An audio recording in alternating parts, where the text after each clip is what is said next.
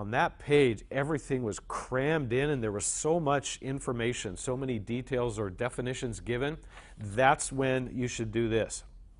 But all of you have also had textbooks that are opposite of that, where there are no definitions given all the way down a page. It's just this long, endless definition or description of one thing.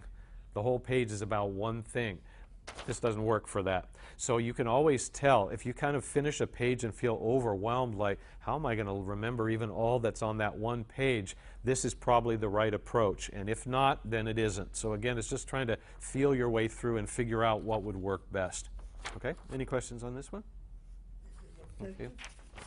It's very effective in the right situation. Okay? And like I always say, when I show you those two sides, I've never had a person say, oh, I would hate that right side, give me that left side. Everybody likes the way the right side looks and they feel like you can do it better. And by the way, one thing I forgot to mention about that, when you're sitting there looking at a textbook page and you're rewriting it in the way that I showed you, it takes a little bit of time and effort and concentration to figure out how to take that and rewrite it in smaller words. So as a result, while you're doing this, while you're making up this little section here, you're studying while you're doing it. And it's a really good way of studying. And then when you're done, you have a really good study tool to use in the future. So even though it does take some time, it's very beneficial in a lot of ways when the page is set up the way that I mentioned. Okay? All right. So the third one of these, and this is the one we're going to spend the most time on, is highlighting. And I wanted to ask a question before I start. I'm not going to ask anybody a question or put you on the spot, but how many of you own highlighters and use them pretty regularly when you read your textbooks? Let me see a show of hands. Okay, oh, we got a big 3 over here. Okay, and then a few more.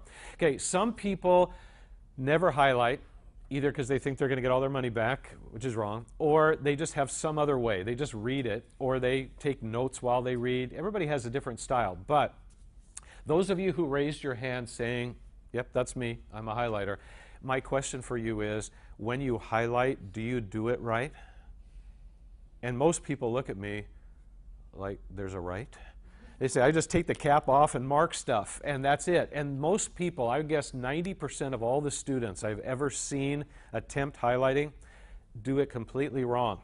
And the reason they do is because nobody ever taught them how to do it right.